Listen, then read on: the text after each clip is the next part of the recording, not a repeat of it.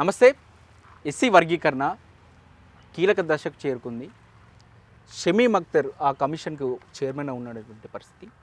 So ఆ chairman పైన ఈరోజు మాకు న్యాయం చేయలేదు, అన్యాయం చేసిందని చెప్పేసి ఇప్పుడు దళిత సంఘాలు లేకపోతే ఈ వర్గీకరణకు సంబంధించినటువంటి ఇంకా ఉపకులాలు కావచ్చు, వాళ్ళందరూ అతనిపైనే కేసు వేశారు.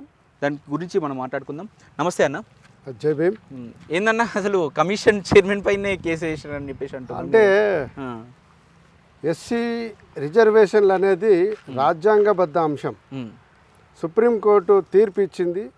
ఆ తీర్పుకు అనుసరించి ఆ స్టడీ చేయడానికి వేసారు అనేది తెలంగాణ రాష్ట్ర ప్రభుత్వం రేవంత్ రెడ్డి గారు ప్రకటించాడు. అయితే సుప్రీంకోర్టుకు సంబంధించిన అంశాలు ఏవి కూడా ఈయన ఇచ్చిన విధులలో లేవు. ఇది అటు రాజ్యాంగ వ్యతిరేక కమిషను, దాంతోపాటు సుప్రీంకోర్టు గైడ్లైన్స్ కూడా ఉల్లంఘిస్తూ వేసారు. కాబట్టి దాని మీద మేము హైకోర్టుకు పోయడం జరిగింది. మేము ఎందుకు అంటున్నామంటే సుప్రీంకోర్టు ప్రధానంగా ఎస్సీ రిజర్వేషన్ వర్గీకరణ రాష్ట్రాలు చేసుకోవచ్చు, అందుకు ఎంపీరికల్ డేటా కలెక్ట్ చేయాలి, అందులో ఇంకా రిజర్వేషన్ అందుకొని వాళ్లకు అదనంగా అందించాలి అనేది సుప్రీంకోర్టు చెప్పింది. కానీ ఆ గైడ్లైన్స్ లేకుండా వర్గీకరణ గురించి ఒక కమిషన్ వేసింది, వన్ మ్యాన్ కమిషన్. ఆ వన్ మ్యాన్ కమిషన్కి ఇచ్చిన విధులలో సుప్రీంకోర్టు ఇచ్చిన గైడ్లైన్స్ ఏవి పెట్టకుండా జనాభాని, రాజకీయాలను, విద్యా ఉద్యోగాలను ఇవన్నీ కలిపేసి స్టడీ చేయమని దాని ఒక సజెషన్ ఇవ్వమని ఆ కమిషన్ అనాలిసిస్ తప్పంటారు. ఆ వేసిన పాయింట్స్ తప్పు. ఇది రాజ్యాంగ వ్యతిరేకం. ఆర్టికల్ 338 క్లాస్ 9 అంటే ఎస్సీలకు సంబంధించిన అంశం ఏదైతున్నదో రాజ్యాంగబద్ధంగా ఆల్రెడీ ఒక కమిషన్ ఉన్నది, జాతీయ ఎస్సీ కమిషన్. ఆ జాతీయ ఎస్సీ కమిషన్ను తప్పకుండా మేజర్ పాలసీలలో, మేజర్ పాలసీ మ్యాటర్స్లలో అప్రోచ్ కావాలి. అప్రోచ్ కాకుండా ఏషియంట్ అనేది రాజ్యాంగ వయలేషన్ జరిగిందని అంటున్నాం. అంటే ప్రభుత్వం ఇష్టం కదా, ఏ కమిషన్ వేసుకోవచ్చు, వాళ్ళకు ఎవరైతే దాని ప్రభుత్వం ఇష్టం ఉంటుంది కదా. కాదు ఇది రిజర్వేషన్లు అన్నది, షెడ్యూల్ కులాలు అనేది రాజ్యాంగ అంశం కాబట్టి రాజ్యాంగబద్ధ కమిషన్ మాత్రమే అప్రోచ్ కావాలి. పోనీ ఉల్లంఘించిన పక్కకు పెడదాం. వీళ్ళు ఏం చెప్తున్నారు, సుప్రీంకోర్టు చెప్పింది కాబట్టి మేము వేసినాము అంటున్నాం. సుప్రీంకోర్టు ఏం చెప్పింది ఆ అంశాల మీద అధ్యయనం జరగాలి కదా. ఆ అంశాలు కాకుండా రాజకీయంగా, ఉపాధి పరంగా, ఉద్యోగ పరంగా, జనాభా పరంగా ఈ అంశాలు ఎక్కడ కూడా జనాభా ప్రాతిపాదికన రిజర్వేషన్లు చూడాలనే అంశము సుప్రీంకోర్టులో 565 పేజీలలో ఎక్కడా లేదు. కానీ రాష్ట్ర ప్రభుత్వం అతి ఉత్సాహంతో పెట్టారు. అది రాజ్యాంగం పిటిషన్ని యాక్సెప్ట్ చేసారు. ఇప్పుడు చివరి దశలో ఉంది, ఆర్గ్యుమెంట్లు జరుగుతున్నాయి, హైకోర్టులో జరుగుతున్నది. మేము తప్పకుండా ఆ కేసులో గెలుస్తామని ధీమాతో కూడా ఉన్నాం. మేము ఇప్పుడు ఇంతవరకు తెచ్చిందంతా అవుతుందా, బురదలో వేసిన పన్నీరే అంటారా? అరే మొత్తం బురదలో వేసిన పన్నీర్ అవుతుంది. ఇప్పుడు మీరు సుప్రీంకోర్టు వ్యతిరేకంగా అని అంటున్నారు కదా. ఇంకో విచిత్రం ఏంటంటే ఇప్పుడు ఈ ఇచ్చిన షమీమ్ అఖ్తర్ రిపోర్టు తప్పుల తడక ఉన్నది. ఎందుకు తప్పుల తడక ఉన్నదని కూడా చెప్తా. 199 పేజీల నివేదిక ఉన్నది. అందులో 13 పేజీలు రాష్ట్ర అసెంబ్లీలో, కౌన్సిల్లో వేసి ఆమోదింపజేసుకున్నారు. ఆ 13 పేజీలో తప్పుల తడక ఉన్నది అంటున్నా నేను. ఎందుకంటున్నా అంటే సుప్రీంకోర్టులో Devender Singh versus state of Punjab case number 2317/2011. కానీ వాళ్ళు అసెంబ్లీ సాక్షిగా ప్రవేశపెట్టిన దాంట్లో 2017/2011 అంటారు. అసలు ఆ నంబర్తో కేసు లేదు సుప్రీంకోర్టులో. ఇది తప్పు జరిగిందా? తెలంగాణ రాష్ట్రంలో షెడ్యూల్ కులాల జనాభా 54,32,680 మంది. ఇది 15.42%. కానీ వాళ్ళు షమీమ్ అఖ్తర్ ఇచ్చిన రిపోర్ట్లో గ్రూప్ 1, గ్రూప్ 2, గ్రూప్ 3 కలిపితే 52 లక్షల చిల్లర వస్తుంది. వాళ్ళ ఒక ఎంక్వైరీ, ఒకటి గవర్నమెంట్ వాళ్ళ వింగ్ ఉంటుంది. సో మరి మీరు మీ లెక్కలు ఇవ్వని చెప్పేసి అడుగుతా. నేను స్పష్టంగా చెప్తున్నా, బత్తుల రాంప్రసాద్ సంబంధించిన ఒక పేపర్ లేదు. గవర్నమెంట్ ఇచ్చిన డాటానే నేను చెప్తున్నా. వాళ్ళు ఇచ్చిన రిపోర్ట్లనే 54,32,680 అని జనాభా పైన చెప్పి కింద లెక్క పెడితే ఈ 3 గ్రూపులలో 52 లక్షలు వస్తున్నాయి. వాళ్ళ లెక్క ప్రకారమే 2,14,996 మందిని అసెంబ్లీ సాక్షిగా చంపారు. మరి లెక్కల్లో మరి పైననేమో 54 లక్షలు ఉంటే కింద వచ్చే వరకు దీన్ని మాదిగ మేధావులంతా స్వాగతించారు. మరి అదేంటిదో మరి ఉప ముఖ్యమంత్రిగా చేసిండు, సీనియర్ పొలిటీషియన్. దామోదర్ రాజ్ నరసింహ 52 లక్షలు చేసిండు. గాలి వినోద్ కుమార్ గారు 54 లక్షలు చేసిండు. ఇటు శరత్ చమార్ కూడా 52 లక్షలు చేసిండు. అరే జనాభాను చంపిర్రు. ఈ జనాభా కరెక్ట్ ఉన్నది. ఆ జనాభా దామాషా ప్రకారం మాకు రిజర్వేషన్ శాతం 11 అన్నారు. మొన్నటిదాకా 9 నుంచి 11 అన్నారు, 11 నుంచి 12 అంటారు. అరే తమాషా అవుతుందా ఇది? రాజ్యాంగబద్ధ అంశమైన రిజర్వేషన్ తీసుకొచ్చి నా జనాభా ఎక్కువ ఇవ్వాలంటున్నారు. ఇంకో బ్లండర్ చేసిండు షమీమ్ అఖ్తర్. దాన్ని ఆమోదించిన రేవంత్ రెడ్డి కూడా ఒకటి చేశారు. తెలంగాణ రాష్ట్రం ఏర్పడిన తర్వాత రిజర్వేషన్ల లబ్ధి కేవలం మాదిగలే తిన్నారు. ఎట్లా మధ్యస్థ లబ్ధి పొందిన జాబితాలో చేస్తాడు? గ్రూప్ 2లో ఉండాలంటే నిజంగా కూడా మాలలు ఉండాలి. మాదిగలను గ్రూప్ 3లో పెట్టాలి. పోనీ అది పెట్టిరు. నేను ఎందుకు ఇది బలంగా చెప్తున్నానంటే, గతంలో రామచంద్రరాజు కమిషన్ వేసారు. దాని తర్వాత ఉషా మేరా కమిషన్ వేసారు. ఉషా మేరా కమిషన్ ఇల్లే చెప్తారు కదా. ఉషా మేరా కమిషన్ 54వ పేజీల మాదిగా సార్ బెటర్ దెన్ మాలా అన్నది. మాదిగా సార్ బెటర్ దెన్ మాలా అన్నది. 101వ పేజీల జనాభా దామాషా కంటే ఎక్కువ 3 కులాలు లబ్ధి పొందినాయి. అందులో మాలా, ఆది ఆంధ్ర, మాదిగా. అంటే వాళ్ళు ఉన్న జనాభా కంటే కూడా ఎక్కువ. ఇది ఎప్పుడన్నారు? 2008లో అన్నారు. తెలంగాణ వచ్చిన తర్వాత రిజర్వేషన్ లబ్ధి అంతా క్లియర్గా మాదిగలో పొందినారు. గతంలో కూడా చెప్పింది మాదిగలు జనాభా కంటే ఎక్కువ తిన్నారని.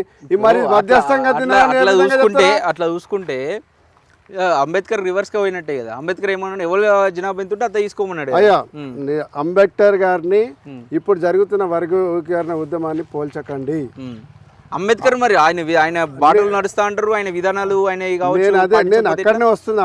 ఎందుకు వస్తున్నా అంటే, బాబాసాహెబ్ డ్రాఫ్టింగ్ కమిటీ అప్పుడైతే ఈ రిజర్వేషన్ ఎస్సీలకు సంబంధించిన ఆర్టికల్ 341 మీద డిబేట్ జరిగిందో, సెప్టెంబర్ 17, 1949లో స్పష్టంగా ఇప్పుడు ఆర్టికల్ 341 ఏదైతున్నదో అప్పుడు 300 మీద డిస్కషన్ జరిగింది. ఈ రిజర్వేషన్ జనాభా దామాషా ప్రకారం అనేది మీరు యాక్సెప్ట్ చేస్తారా లేదా? అంబేద్కర్ చెప్పిన విషయమే ఇది. నేను అదే అంటున్నా, మీకు స్పష్టత తెలుసుకున్నా. జనాభా దామాషా ఏమన్నాడంటే, ఎవరి జనాభా ఎంత ఉన్నదో, బీసీలు ఎంత ఉన్నారో, ఎస్సీలు ఎంత ఉన్నారో, ఎస్టీలు ఎంత ఉన్నారో వాళ్ళ జనాభా దామాషా ఉన్న. ఎస్సీలలో జనాభా దామాషా అనలేవు. ఇప్పుడు విధానం వస్తుంది కదా. 1262 కులాలకు రిజర్వేషన్ అందరికి సమానంగా అందాలన్నాడు. అందులో అంతలేవని వర్గీకరణ వచ్చేది. నేను అదే స్పష్టత చేస్తున్నా. మీరు జనాభా దామాషా అనేది ఉన్న కులంలో డివైడ్ చేసి కాదు. షెడ్యూల్ కులాలు అంటేనే ఒక జనాభా, మొత్తం కలిపి ఒక కులము. ఒక కులానికి ఇంకో బీసీలకు ఇప్పుడు ఏమంటున్నా అంటే 100% వర్గీకరణ అవసరం అంటున్నా. ఎస్సీ సామాజిక వర్గంలో కూడా వర్గీకరణ అవసరం అంటున్నాం. నేను 200% కాదంటున్నా. ఎందుకు కాదంటున్నా? నాకు నేపథ్యం ఉన్నది. నేను బాబాసాహెబ్ వారసుడిగా ఆర్టికల్ 300 డిబేట్ అప్పుడు సెప్టెంబర్ 17, 1949లో బాబాసాహెబ్ స్పష్టంగా చేసిండు. షెడ్యూల్ కులాలకు అందరికీ ఒకటే విధంగా రిజర్వేషన్స్ ఉండాలి. ఆ రిజర్వేషన్ ఏమంటున్నా అన్ని రాసుకున్నాం కానీ ఈ ఒక్క మారుతున్నటువంటి జనరేషన్ ప్రకారం మార్చుకుంటూ పోవాల్సిన బాధ్యత మన పైన ఉంటుంది కదా. చెప్పండి, మీరు చెప్పండి. అప్పుడు ఉన్నటువంటి పరిస్థితుల్లో ఆ నిర్ణయం కరెక్ట్ కావచ్చు, ఇప్పుడు ఉన్నటువంటి పరిస్థితుల్లో కాదు కదా. ఎట్లా కాదంటున్నారు మీరు? కొన్ని వర్గాలే లబ్ధి పొందుతున్నాయి నిజంగా అని చెప్పేసి అది కూడా వాస్తవం. మీరు అక్కడ ఆగాలి. రిజర్వేషన్లు ఎంత శాతం? 15%. 15%. సోకాల్డ్ పాలకులకు చెప్పమను 15% ఈ 75 సంవత్సరాలలో 70% ఫుల్ఫిల్ చేయమని చెప్పి 15% ఫుల్ఫిల్ చేసిన అని చెప్పమని చేయలేదు. అదే కదా ప్రాబ్లం. మరి నువ్వు చెయ్యాలి. ఇప్పుడు రిజర్వేషన్లు ఇప్పటిదాకా అమలైనదే 7 నుంచి 8%, అంటే 50% అమలైన రిజర్వేషన్లు కూడా పూర్తి స్థాయిలో అందుకోలేకపోతున్నారు ఎస్సీలు. నీకు అర్థం? నేనేమంటున్నానంటే ఉన్న రిజర్వేషన్ పూర్తిగా అమలు కానప్పుడు ఎవడు ఎక్కువ తింటాడు, ఎవడెక్క తక్కువ తింటాడు? ఏంది ఏం ప్రామాణికం ఏముంది? ఇప్పుడు వర్గీకరణ వస్తే తప్పేముంది? ఏం నష్టపోతారు మాలలు? దయచేసి మాలలకు తప్పు నష్టమని కాదు. ఇది రాజ్యాంగ స్ఫూర్తికి రిజర్వేషన్ స్ఫూర్తికి వ్యతిరేకంగా. పొలిటికల్ ఏజెంట్ సరే మీరు మాట్లాడచ్చు కానీ పొలిటికల్ ఏజెంట్ అదే కదా. లేదు, మాలలకు వ్యతిరేకంగా మాలలు పనిచేస్తలేరు. మాలలకు అంటే మాకేదో నష్టం చేస్తుందని మొత్తం రిజర్వేషన్ల దాన్ని డిస్టర్బ్ అవుతున్నారనే మేము వ్యతిరేకిస్తున్నాం. ఇంకోటి, మీరు ఇంత మాట్లాడుతున్నారు కదా, గ్రూప్ 1లో ఇంకా రిజర్వేషన్ అందుకోలే వెనుకబడ్డ వాళ్ళకి ఇచ్చారు కదా, మరి ఎక్కువ ఎవరికి రావాలి? సుప్రీంకోర్టు తీర్పు ప్రకారం వాళ్ళకి ఎక్కువ రావాలి కదా. మరి జనాభా దామాషా ప్రకారం 9% వీళ్ళకి ఎట్లా ఇస్తారండి? ఏం తమాషా అవుతుందా? రిజర్వేషన్ జనాభా రిపోర్ట్ ప్రకారం మేము చూస్తే అది బరాబరి ఆ లెక్కల ప్రకారం ఎంత జనాభా ప్రాతిపదిక ఉంటుందో అంత ప్రకారమే వాళ్ళు విడదీసి ఇచ్చారు. ఏది మీరు 5% ఉంటే మీకు జనాభా ఉంటే 5% ఇచ్చారు, వాళ్ళు 9% ఎంత రావునో అంతే ఇచ్చారు. జనాభాలో వాళ్ళు ఇచ్చిన రిపోర్ట్లో నిజంగా ఏం తప్పులేదు. కాకపోతే మానవీయ కోణంలో ఆలోచిస్తే కొన్ని ఉపకులాలకు నష్టపోతుంది. ఎందుకంటే వాళ్ళు డెవలప్ కాలేదు, వాళ్ళు ఇంకో చేసి సపరేట్ చేయాలని ఒక ఆలోచన అదొకటి వినిపిస్తుంది తప్ప ఇక్కడ ఆయన ఇచ్చిన రిపోర్ట్లో జనాభాల కంటే ఎక్కువ అన్యాయం అయితే మాకైతే లెక్కల ప్రకారం అయితే మాకు ఏం కనిపిస్తలేదు. నేను ఒక యాక్టివిస్ట్గా 30 సంవత్సరాలు ఎస్సీ వర్గీకరణ మీద పనిచేసే వ్యక్తిగా, సుప్రీంకోర్టులో కేసు వేసే వ్యక్తిగా, ఆ సుప్రీంకోర్టు వ్యతిరేకంగా రివ్యూ పిటిషన్ వేసిన వ్యక్తిగా, హైకోర్టులో ఇప్పుడు మళ్ళీ కేసులు వేసి నడిపిస్తున్న వ్యక్తిగా ఆ సబ్జెక్టుగా తరువుగా చెప్తున్నా. ఆ షమీమ్ అఖ్తర్ ఇచ్చిన ఏదైతే పాయింట్స్ ఇచ్చిండో 200% తప్పు. ఎందుకు చెప్తున్నా? కంప్లీట్గా రిజర్వేషన్ అందుకోలేకుండా వెనుకబడ్డ వాళ్ళను గ్రూప్ 1లో పెట్టిర్రు, అది నేను అంగీకరిస్తున్నా. వాళ్ళకు అదనంగా రావాలి, సుప్రీంకోర్టు చెప్పింది కూడా అదే. రెండవది మధ్యస్థంగా లబ్ధి పొందినని అన్నారు, ఇది 200% తప్పు. ఆడ మాలలు ఉండాలి, గ్రూప్ 2లో మాలలు ఉండాలి, గ్రూప్ 3లో రిజర్వేషన్ దొబ్బి తిన్నది అసలు అనుభవించింది మాదిగలు కాబట్టి కింద పెట్టాలి. ఇది సామాజిక న్యాయం, ఇది వాస్తవానికి జరిగింది. తర్వాత మేము గ్రూప్ 2లో ఉన్నాం, మాకు ఎక్కువ కావాలని కాదు, మాకంటే కూడా అందని వాళ్ళకి ఎక్కువ ఇవ్వాలన్నదే నా డిమాండు. ఓకే, మందకృష్ణ ఒప్పుకుంటాడా? వాళ్ళకి ఇంకా 11% కావాలంటుండే. నేను అదే, రాష్ట్ర ప్రభుత్వము వాళ్ళ తెలివితో చేస్తుందా, వాళ్ళకున్న అడ్మినిస్ట్రేషన్ లెవెల్లో చేస్తుందా? ఆఫ్టర్ ఆల్ మంద ఏలియా చెప్పింది నువ్వు చేస్తావా? ఇప్పుడు జరిగింది ఏంటంటే, మీరు మాల రెడీ ఉన్నారా? మరి ఒక మీకు 5% ఇచ్చింది, అవును, దానికి 1% త్యాగం చేయడానికి రెడీ ఉన్నారా? ఇప్పుడు నాది 1% తీసుకోవాలనుకుంటున్నా, 9% మంది చెప్పు ఫస్ట్. ఆయన లేడు, ఏడలేడు, ఆయన ఇచ్చేందుకు రెడీ లేదు అంతే. ఇంకా 9 కంటే తగ్గే పరిస్థితులు ఇంకా కావాలంటే పెంచుకునే ప్రయత్నమే చేస్తుండు మందకృష్ణ. అది తప్పు అంటున్నా నేను. సుప్రీంకోర్టు గైడ్ లైన్స్ ప్రకారం జనాభా దామాష ప్రకారం రిజర్వేషన్ పంచమని అనలేదు. ఇంకా వెనుకబడ్డ కులాలను గుర్తించి వాళ్ళకి అదనంగా ఇవ్వమన్నది. నేను కూడా అదే అంటున్నా. సుప్రీంకోర్టు సపోర్ట్ చేస్తారంటారు దానికి 100%. వాళ్ళకి త్యాగం కూడా చేస్తారంటారు. మేము చేస్తాం, వాళ్ళు చేయాలి కదా. నా దగ్గర ఏమున్నది 4%, 5% కదా. 5%లో ఒకటి మహిళ తీస్తే నాకు 4 వస్తాయి. ఈవెన్ రోస్టర్లో కూడా లైన్ ఉంది. చెప్పండి. ఒకటి ఉపకులాలకు న్యాయం చేస్తే మాదిలు నష్టపోతుంది. అది ఒక్క చిన్న లైన్, చిన్న ఇట్టే లైన్ ఉంది. అయ్యా నేను చెప్పేది ఒకటే, మాదిగలు నష్టపోతారనో మాలను నష్టపోతారనో కాదు. సుప్రీంకోర్టు ఏది చెప్పిందో అదే చేయమంటున్నా. మానవీయ కోణం కూడా ఉండాలి కదా ప్రతి దాని. ఏ మానవీయ కోణం? బక్కోనికి ముద్ద ఎక్కువ పెట్టాలి. నేను అదే అంటున్నా కదా, తినడానికి బక్కగున్నాడు ఓడు ఉపకులాలు కదా. మందకృష్ణ ఏమంటుంటే మీదలకే తీసిరి, అవసరమైతే మాలలకే తీసియండి అని చెప్పేసి మాట్లాడుతా ఉన్నారు. లే నేను అదే, ఆయన పొద్దున్న లేస్తే సామాజిక న్యాయం అంటాడు, నీ సొంత కులం బైండ్ల కులానికి మీద కడియం సీనియర్ మీద మాట్లాడతాడు, నీ సొంతం కులం దామోదర్ రాజు వ్యతిరేకంగా ఆయన మోచి కులానికి వ్యతిరేకంగా మాట్లాడతాడు, ఆయన సామాజిక న్యాయానికి బ్రాండ్ అంబాసిడర్గా క్లెయిమ్ చేసుకుంటాడు. ఇంత దౌర్భాగ్య స్థితిలో తెలంగాణ రాష్ట్రం ఉన్నది. నేను ఏమంటున్నానంటే, సుప్రీంకోర్టు గైడ్ లైన్స్ ప్రకారం నేను వర్గీకరణ చేయాలంటున్నావు కదా, ఇంకా అందని వాళ్ళకు అందియండి, అదనంగా ఇవ్వండి.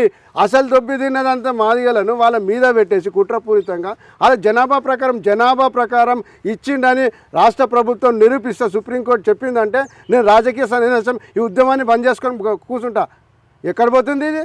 ఆఫ్టర్ ఆల్ ఒక మందయ్యలి ఇచ్చిన రిప్రజెంటేషన్ మీద ల్యాబ్స్ అయిన కమిషను అది ల్యాబ్స్ అయిపోయింది. ఎప్పుడైపోయింది? ఆయన రిపోర్ట్ 3 తారీఖు ఇచ్చిండు, 4 తారీఖు అసెంబ్లీలో పెట్టిండు. ఆ సమస్య మీద ఆ కమిషన్ పని అయిపోయింది. సరే అదే ఫిబ్రవరి 10 తారీఖు ఇది సరే మీరు చెప్తున్నారు ఎన్ని రోజులు వర్గీకరణ విషయంలో కొట్టుకుంటారు. ఇంకా రాజ్యాధికారం మీకు ఎప్పుడు వస్తుంది? మరి ఈ వర్గాలకు దళిత వర్గాలకు ఎప్పుడు వస్తుంది రాజ్యాధికారం? అదే ఎప్పుడు ఇక్కడే కొట్టుకుంటే మీరు ఇళ్ళనే కొట్టుకుంటా ఉంటే రాజ్యాధికారం ఎప్పుడు వస్తుంది అంటే నేను స్పష్టంగా చెప్పదలుచుకున్నా, ఆర్ఎస్ఎస్ చెప్పిన పని బంద్ చేస్తే మందయ్య రాజ్యాధికారం వస్తుంది. ఆయన ఆలోచనలు ఉన్న కొద్దీ మీరు ఇట్లనే వ్యతిరేకిస్తూ ఉంటారా? నేను వ్యతిరేకించుడు కాదండి, నేను ఒప్పుకున్న రాజ్యాంగం ఒప్పుకోదు. షమీమ్ అఖ్తర్ రాజ్యాంగ వ్యతిరేకంగా ఏర్పడ్డది, సుప్రీంకోర్టు గైడ్ లైన్స్ వ్యతిరేకంగా వచ్చింది, సుప్రీంకోర్టు తీర్పులు ఉన్నది పారా నంబర్ 190లో. రాజకీయ జోక్యాల ద్వారా రిజర్వేషన్ పంచడంలో అవకతవకలు జరిగితే సుప్రీంకోర్టు తలుపులు తట్టండి అన్నది. మేము ఆ కార్యక్రమం ఓకే, తీసుకుంటున్నాం. Okay, right. నేను తప్పకుండా రాజ్యాంగబద్ధంగా సుప్రీంకోర్టు స్ఫూర్తికి బద్ధంగా పోతాం కాబట్టి దీన్ని తప్పకుండా వ్యతిరేకిస్తా. చివరిగా గెలిచేది కూడా రాజ్యాంగమే, సుప్రీంకోర్టు గైడ్ లైన్స్ అని చెప్తున్నాం. రైట్. ఇది చూస్తూ ఉంటే మరి ఆ పిటిషన్ ఎక్కడి వరకు పోతుంది, దాన్ని హైకోర్టులో ఏం జరుగుతుంది చూడాల్సి ఉంది. ఇంకా దీనిపైన కూడా మరి ఇంకా చాలా బాధలు అనిపిస్తుంది కాబట్టి ఏం జరుగుతుందో చూడాల్సి ఉంది.